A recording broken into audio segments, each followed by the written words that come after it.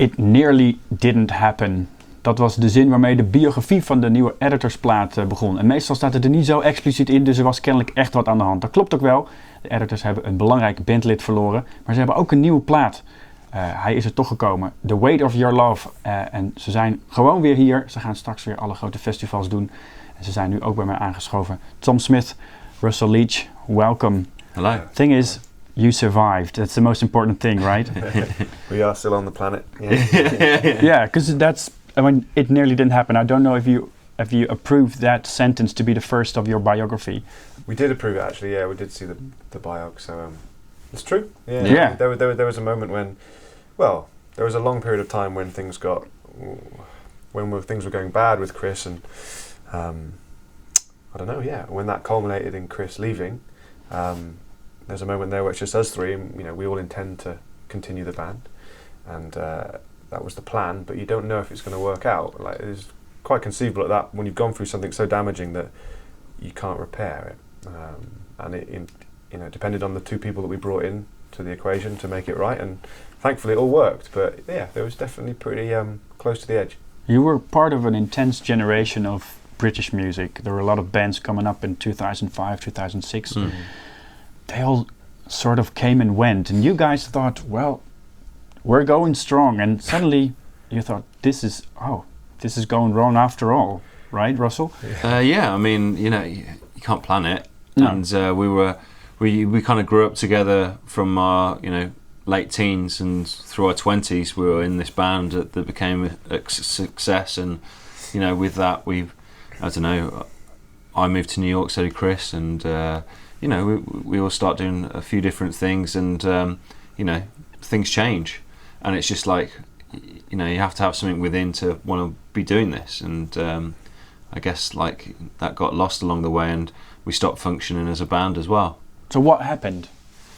It's a long thing, it's not just overnight, and there was like cracks, there's always been cracks there, and they just got exaggerated over time, and especially after we finished touring the last record, that process of getting back into a room was a strange thing, and communication broke down, and we couldn't really talk to each other. What happened in that room? Because you actually started the record with the four of you. Well, we did lots of, we generally rehearse in like kind of sections of time. So we do like 2 weeks intense, then we'd take a few weeks off and do another couple of weeks. And it would go like that, and then we would. Then we did a few recording sessions. So we did a big long chunk with Flood, with some of the songs, and then took a bit of time off, did some more rehearsals, did more recordings with Flood. And it's when things started post In This Light, the rehearsals were going okay. We were picking up guitars. We were all I think we'd all thought we wanted to make a slightly more rock record than our last one. The last one was very electronic, and we wanted to pick up the guitars again, and that was kind of the only real, I guess, idea we had. And Chris didn't want that. No, Chris did. No, Chris was playing guitar, and that was all fine. But I don't know, slowly but surely, the rehearsals and working through the new songs, I don't know, they just weren't quite good enough. And it's hard to put, you don't realise straight away. You kind of like, you do a section of rehearsals and you go home, you think about what you've achieved, and maybe you do some recordings, and you live them for a couple of weeks, and you listen to them, and it's like, we couldn't put our finger on what was right or drastically wrong about them, but they weren't quite good enough. And so then we do more rehearsals like a month later, and then again things weren't going quite so well. And so every time you go back together and you get in a room as four people, the energy is gone, and dialogue started to break down, and people couldn't really work out what collectively we were trying to do. And it just got worse and worse, really, like that. Can you say that the third record, which was a very bold one, you said it was very electronic, whereas the first one were very guitar-based, was mentally a very heavy record for you guys to comprehend? I get it in a little way to understand why. I mean, I don't seek out to really understand why we do things. You kind of just trust your gut and go with it. But it was definitely a striking decision for us all collectively to make that. I usually react to the record that we've just made, and then kind of try and do something the opposite to it. Yeah. And Chris was a big thing in this electronic direction, right? At that moment. I mean, he was a guitarist, and remember what he did on the guitar for the first two records was a massive part of what Editors was. and his guitar melodies alongside when I was singing, that was editors. He had a signature sound, and so it was. But then coming for the third record, we all kind of got. He especially got really bored of what he was doing with the guitar. He really kind of like led the route down towards the kind of synthetic electronic record, and we all wanted to do that, but so that was kind of he was definitely in that. It's interesting. You have to do something at that point. There's some kind of psychological effect in a band. What you try to keep it tight. That's what you do as a band, especially you. You try to make it very perfect. I talked to Josh Homme of Queens of the Stone Age, who has a big history, of course, of seeing people come and go, and he said, I stopped being angry at people going out of my life. Maybe they're coming back, maybe they don't. You seem like very sensitive people who are very much it's very important, that dynamic. You have to keep it very compact, right? I guess so. I think we all I don't know, we just realise you have to like communicate, and as you grow older, things change, and you just got to be you've got to have those talks sometimes. So talks. Just be able to communicate, and that was something that we didn't have when everything was going wrong, and kind of when it ends up with just like me and Ed in a room just rehearsing, the two of us with a laptop, it's that there's problems. And in the end, it was fine because the record's here. Yeah. You took a totally different direction. You moved to the US to record it. We did, that was important. Yeah, I mean the songs. I mean, like I said before, we were already trying to make a more of a rock record when Chris was in the band. But I think with him going, it kind of really focused in on a very traditional rock record, and the song, the two new guys that came in initially to help us with the show that we had booked.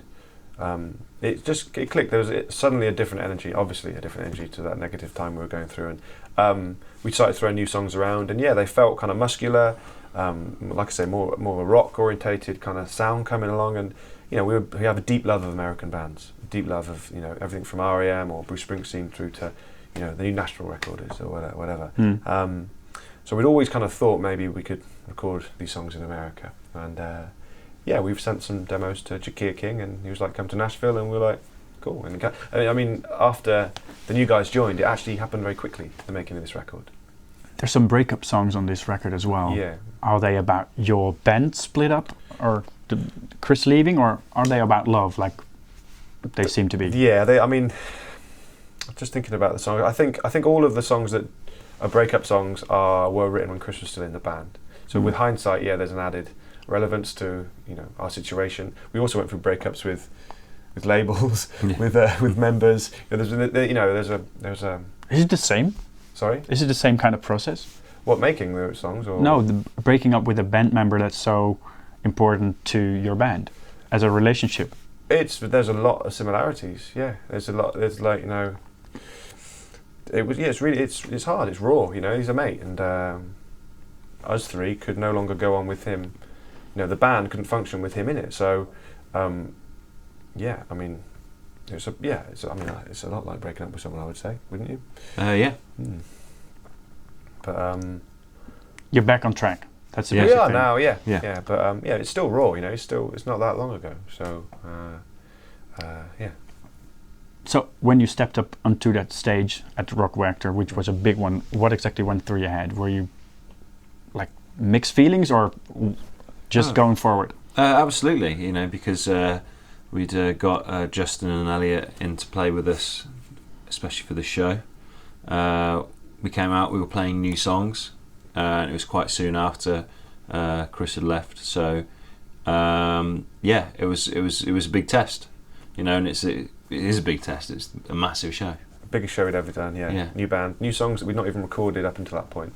So there's a lot of risk. I didn't want to do the show after Chris left. My opinion was we don't need this now. Let's try and recover and work out how we're going to make editors work without the pressure of this big show. But Russell and Ed did want to do it, and I'm glad we did, because if it wasn't for the show, we wouldn't have got Justin Elliott in, and we wouldn't be sat here with you now.